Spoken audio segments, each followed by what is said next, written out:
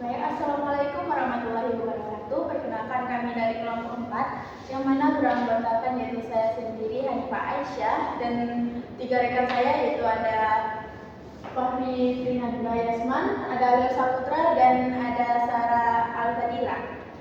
Selanjutnya kami akan mendiskusikan hasil diskusi kami yaitu tentang analisis sistem informasi manajemen di perusahaan lokal. Yang mana kami menganggap perusahaannya itu warung komunal. Di mana warung komunal ini merupakan usaha minuman kekinian yang berdiri dari tahun 2021 di Kota Padang, Sumatera Barat. Usaha ini muncul sebagai respon terhadap meningkatnya tren konsumsi minuman modern, terutama di kalangan remaja dan mahasiswa. Produknya cukup beragam, mulai dari minuman berbasis teh, coklat, kopi, hingga topping tambahan seperti boba dan es krim. Harga produknya juga relatif lebih murah, yaitu hanya bersekitaran 5.000 sampai 12.000 hingga dapat terjangkau oleh banyak konsumen. Dari sisi pembayaran, usaha ini sudah memanfaatkan kris selain pembayaran tunai, artinya mereka sudah mulai mengadopsi digitalisasi transaksi. Selain itu, produksi dilakukan melalui media sosial Instagram yaitu @komunal.id sebagai sarana promosi dan interaksi dengan pelanggan.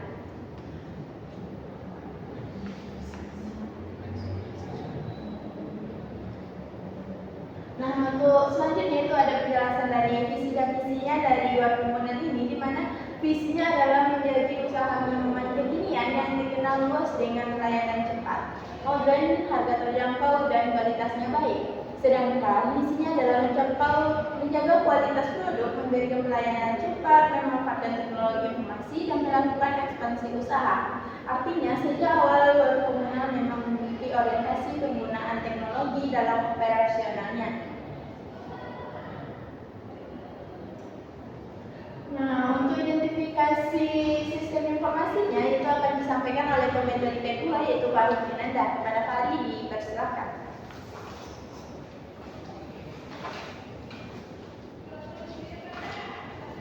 Baik, terima kasih moderator. Selanjutnya itu identifikasi sistem informasi yang pertama yaitu Transaction Processing System atau TPS. Warung komunal menggunakan sistem kasir digital atau point of sale yang digunakan dalam kategori Transaction Processing System atau TPS untuk memproses transaksi harian secara rutin dan otomatis. Guna TPS di warung komunal ini untuk yang pertama yaitu untuk mencatat pesanan pelanggan, menghitung total pembayaran secara otomatis, menyimpan data transaksi, dan menghasilkan struk pembayaran. Sebelum menggunakan sistem digital, transaksi dilakukan manual yang lebih lambat dan rawan salah hitung. Dengan adanya POS, transaksi menjadi lebih jauh lebih cepat. Selanjutnya analisis penting. Walaupun sudah memakai TPS, sistem ini belum terintegrasi dengan stok barang, akuntansi ataupun analisis penjualan. Jadi pemanfaatan SIM masih berada di level operasional atau belum manajerial. Yang kedua selanjutnya itu sistem informasi operasional. Sistem ini juga berfungsi sebagai sistem untuk membantu aktivitas bisnis sehari-hari. Contohnya seperti pencatatan pesanan, perhitungan transaksi, pencetakan struk, penyimpanan data penjualan. Namun sistem ini belum berkembang menjadi manajemen informasi sistem karena belum bisa menghasilkan laporan analisis mendalam. Ini menjadi salah satu kelemahan utama warung komunal karena keputusan bisnis masih lebih banyak mengandalkan pengalaman pemilik dibanding data. Nah, itu terus selanjutnya infrastruktur hardware atau software. Yang pertama itu hardware. Perangkat keras yang digunakan dalam warung komunal ini yaitu komputer, laptop atau tablet, dan print stroke. Fungsinya untuk menjalankan aplikasi pos dan mencetak bukti transaksi. Selanjutnya itu software. Digunakan berupa aplikasi kasir berbasis Windows atau Android dengan fitur pencatatan penjualan, penghitungan otomatis, dan laporan sederhana. Dan selanjutnya itu brandware atau SDM. Penggunaan utama sistem adalah kasir, sedangkan pemilik usaha berperan sebagai pengawas dan pengambilan keputusan. Jika kasir salah input, hasil transaksi tetap salah walaupun sistemnya benar. Selanjutnya itu network. Internet bukan bagian utama sistem. POS dapat berjalan secara offline. Internet hanya dipakai untuk update atau sinkronisasi data. Hal ini menunjukkan sistem belum terintegrasi secara digital dengan pihak luar. Next slide.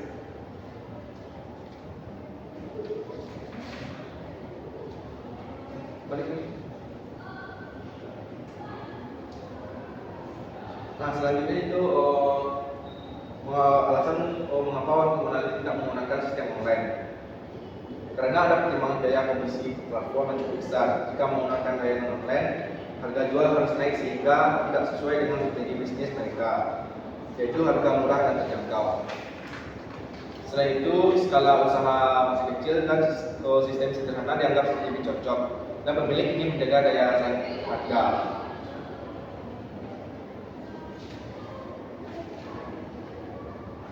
Nah, selanjutnya itu pengolahan data. Pengolahan data yang pertama yaitu input. Di sini di input ini kasih memasukkan jenis produk, jumlah pesanan, harga. Di tahap ini sangat penting karena kesalahan input akan menghasilkan output yang salah. Selanjutnya itu proses. Sistem menghitung total pembayaran otomatis. Proses ini cepat mengurangi kesalahan perhitungan manual. Yaitu yang ketiga ada output. Output ini berisi tentang struktur pembelian, laporan penjualan harian. Selanjutnya itu storage atau data transaksi disimpan secara lokal di aplikasi kasir. Artinya data belum tersimpan berbasis cloud atau akses masih terbatas pada perangkat tertentu. Dan terakhir selanjutnya itu kontrol. Pengendalian data masih sederhana oleh kasir dan pemilik. Belum ada keamanan sistem tingkat tinggi sehingga risiko kehilangan data masih ada. Baik, mungkin sekian yang dapat saya sampaikan. Saya kembalikan kepada moderator. Baik, terima kasih kepada Tari. Untuk pemateri selanjutnya itu Leo. Kepada Leo dipersilakan. Terima kasih kepada moderator. Selanjutnya saya akan melanjutkan materi yaitu analisis efektivitas hasil. Yang pertama itu menemukan peningkatan kecepatan dan produktivitas. Sebelum ada pos, hasil masih menghitung manual, maka itu akan memakan waktu.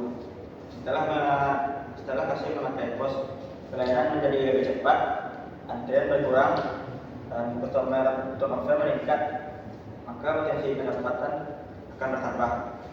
Lalu selanjutnya, kedua, akurasi dan meminimasi kesalahan.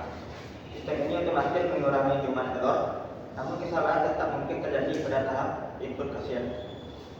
Nah, selanjutnya, kualitas pelayanan. Pelanggan merasa lebih puas karena transaksi yang cepat, pembayaran yang transparan, dan ada struktur pembelian dan usaha terlihat lebih profesional. Terus selanjutnya, keterbatasan efisiensi. Di sini masih ada kelemahan yaitu stok klaim otomatis, belum ada sistem akuntansi, dan belum ada produk terlaris, dan belum ada dashboard manajemen. Nah, selanjutnya yaitu SIM dan pengambilan keputusan. Saat ini sistem hanya menyediakan informasi daftar dan informasi dasar seperti total penjualan, jumlah transaksi, dan rincian produk terjual. Keputusan bisnis masih dominan menggunakan intuisi pemilik, pengalaman lapangan, dan pengamatan langsung. Lalu ada saran, ada pengembangan seperti laporan tren penjualan, integrasi stok secara real time, DSS, pemanfaatan data pelanggan media sosial. Baik, sekian materi saya dari moderator. Baik, terima kasih kepada Leo. Nah, untuk kesimpulan dan sarannya, dari komunal ini sudah memanfaatkan sistem informasi berupa POS sebagai TPS dan berhasil meningkatkan efisiensi, kecepatan, serta akurasi dan kualitas pelayanannya. Namun masih terbatas pada level operasional dan belum optimal sebagai alat strategis manajemen. Nah, untuk saran yang kami timbulkan dari diskusi kami yaitu adanya tambahan fitur laporan, integrasi stok dan keuangan, dan gunakan data untuk keputusan, dan pertimbangkan juga platform offline yang biayanya lebih rendah.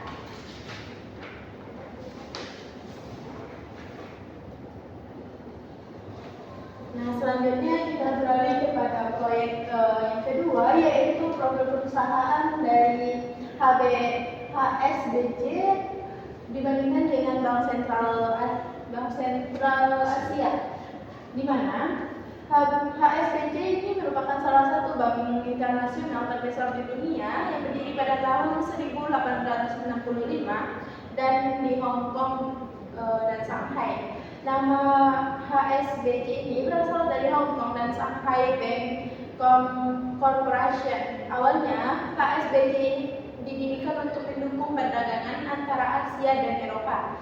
Seiring berjalannya waktu, HSBC ini berkembang menjadi bank multinasional yang beroperasi sebagai negara dengan layanan yaitu adanya perbankan retail, investasi, corporate banking, manajemen, dan transaksi internasional.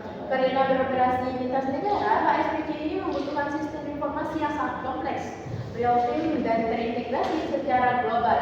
Sistem mereka harus mampu menangani waktu adanya transaksi multi mata uang, regulasi negara berbeda, keamanan yang internasional, di mana Bank HSBC ini membutuhkan informasi yang sangat kompleks, real-time, dan terintegrasi secara global. Sistem mereka harus mampu menangani transaksi multi mata uang, regulasi negara berbeda, keamanan internasional, integrasi antar cabang dunia.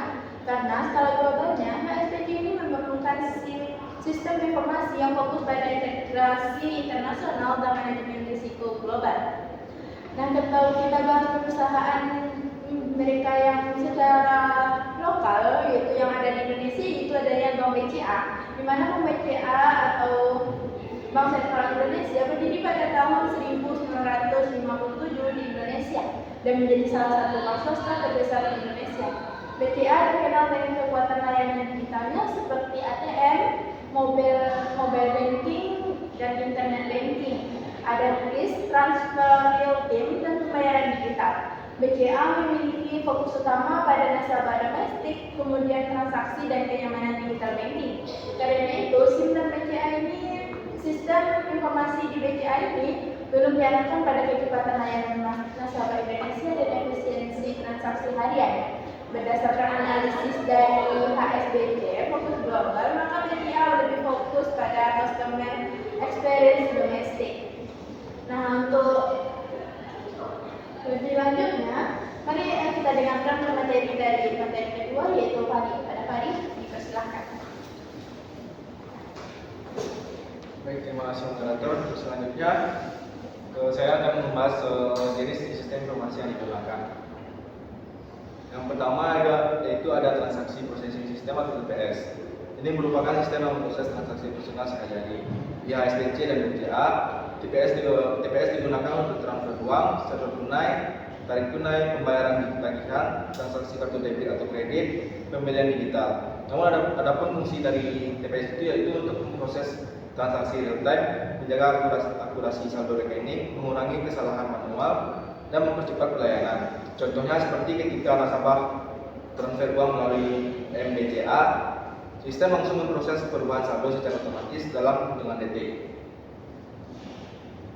Tanpa TPS, personal bank modern tidak mungkin berjalan karena jutaan transaksi harus diproses setiap hari.